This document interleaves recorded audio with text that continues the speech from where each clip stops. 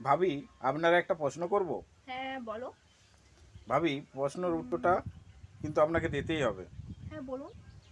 ভারতের কোন শহরের নাম ভারতের কোন শহরের উল্টে নাম? লিখলেও যা সোজা লিখলেও তাই?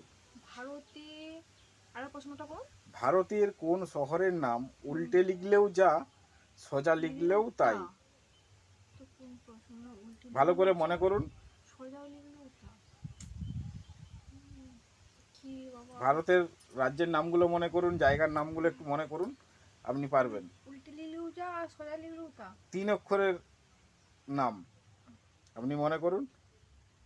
3 অক্ষরের নাম কি হতে এতটা পারে? হিংস দিয়ে দিয়েছি, 3 অক্ষরের নাম। কি হতে কি হতে পারছি পারে না। আমি কি করে বলবো? আরেকবার প্রশ্নটা বলে দিই আপনাকে। ভারতের কোন শহরের নাম উল্টে লিখলেও যা সোজা লিখলেও তাই? টাইম হয়ে গেছে।